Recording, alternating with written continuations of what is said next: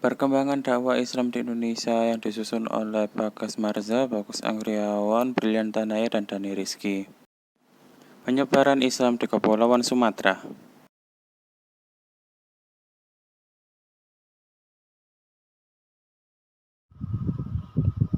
Penyebaran Islam di Kepulauan Sumatera. Islam masuk pada abad ke-7 Masehi, bersamaan dengan berdirinya Kerajaan Sriwijaya pada tahun 683 sampai 1030 Masehi. Agama sedikit kesulitan penyebarannya karena adanya Kerajaan Sriwijaya yang beragama Buddha. Saat Kerajaan Sriwijaya diserbu oleh India, Islam mendapat kesempatan untuk menyebar ke berbagai daerah. Salah satu teori yang terkenal adalah melewati para pedagang yang berasal dari Arab.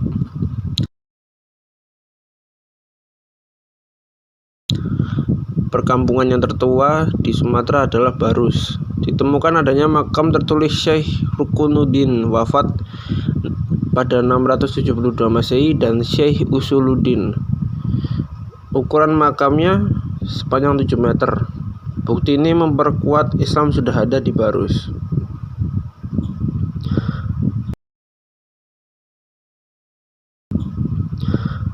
Para pedagang yang datang dari Arab merupakan utusan khalifah untuk berdagang di Cina dengan bersinggah di Nusantara. Adanya hubungan yang terjalin lama, terdapat banyak keturunan asimilasi Arab Aceh yang memudahkan penyebaran Islam. Islam menyebar bukan dengan adanya penyebar agama, melainkan dari para pedagang. Dakwah dilanjutkan oleh para wali atau ulama yang ada. Bukti yang dapat dijumpai hingga saat ini adalah masjid dan makam-makam.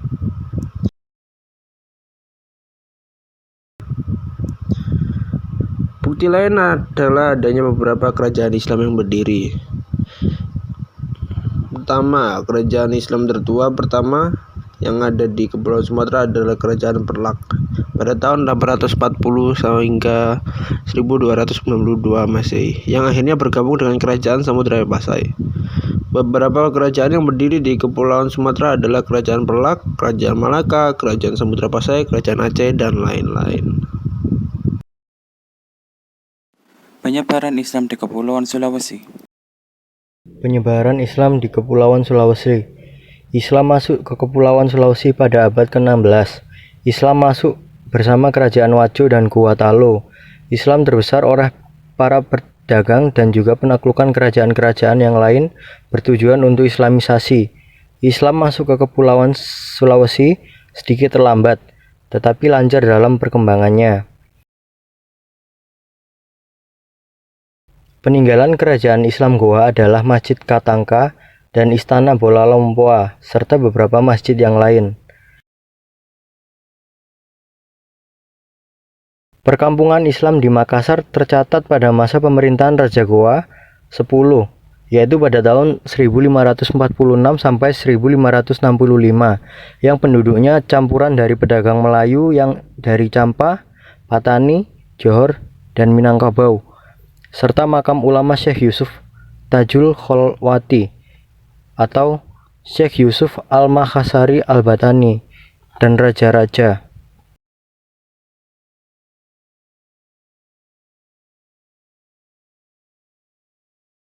Penyebaran Islam di Kepulauan Kalimantan.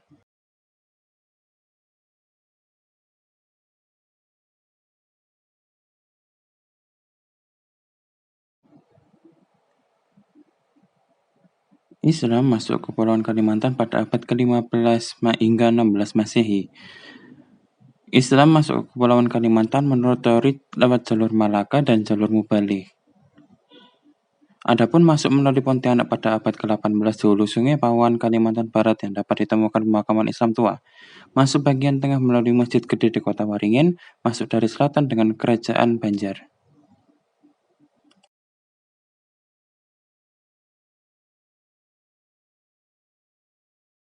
Kerajaan-kerajaan yang masih ada hingga sekarang sangat banyak, yaitu Kerajaan Selimbau, Sintang, Mempawah, Kubu, Bangkalan, Sanggau, dan lain-lain. Kerajaan Skandinavia di bagian barat daya didirikan oleh Muhammad Saifuddin, dan Kerajaan Banjar di pusat didirikan oleh Sultan Suryansyah.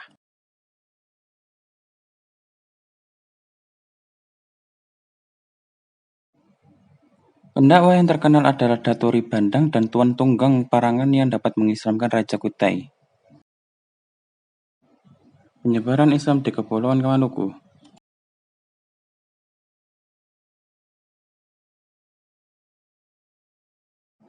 Islam masuk ke Kepulauan Maluku pada abad ke-15 lewat jalur perdagangan dari Arab, Gujarat, Cina, dan pedagang-pedagang Islam Jawa Selat Melayu. 4 kerajaan yang sangat berpengaruh yaitu Kerajaan Jailolo, Ternate, Tidore, dan Bacan. Beberapa peninggalan yang masih eksis hingga saat ini adalah Masjid Waupawe dan beberapa bangunan kerajaan.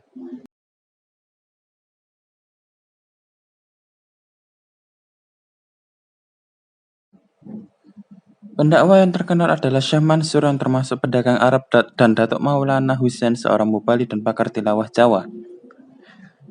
Kuburan kuno yang berada di Jailolo berikut merupakan bukti bahwa ada pedesaan Islam Jailolo pada masa itu. Penyebaran Islam di Kepulauan Jawa.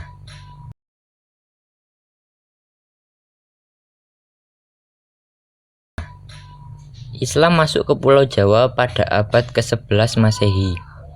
Islam masuk ke Pulau Jawa dengan ditemukannya makam Fatimah binti Maimun bin Hibatullah di Manyar, Gresik. Bagian pertama adalah daerah pesisir-pesisir Jawa Timur.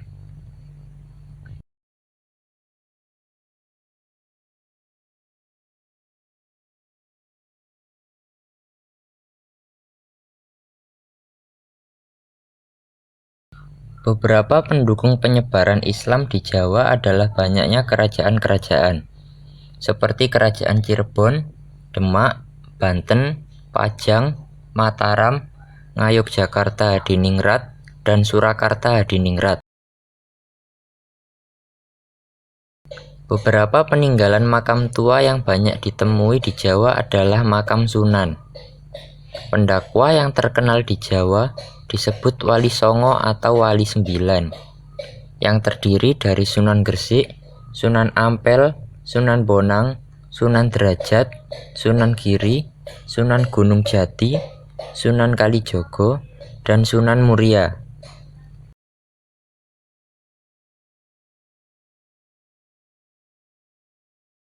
Metode dakwah yang digunakan oleh Wali Sembilan bermacam-macam dan fleksibel dengan budaya dan adat istiadat yang ada.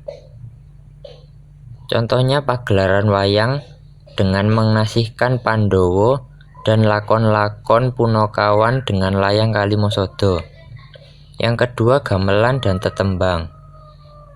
Tembang Tombok Ati yang dikarang oleh Sunan Bonang dan lir-ilir yang dikarang oleh Sunan Kalijogo.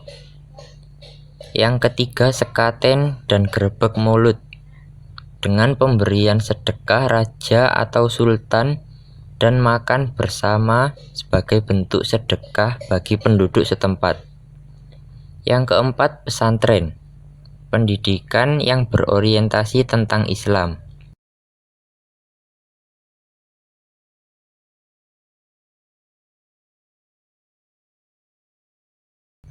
Yang kelima, Sunan Kalijogo dengan membakar menyan alih fungsi dari penyembahan dewa sebagai pengharum ruangan. Yang keenam, Sunan Kudus melarang menyembelih sapi di Kudus dikarenakan toleransi adat istiadat umat Hindu di Kudus. Yang ketujuh, masjid dengan atap berundak 3 dengan penafsiran iman, Islam, dan ihsan. Dan masih banyak lagi akulturasi budaya dari agama Islam dan adat istiadat Jawa.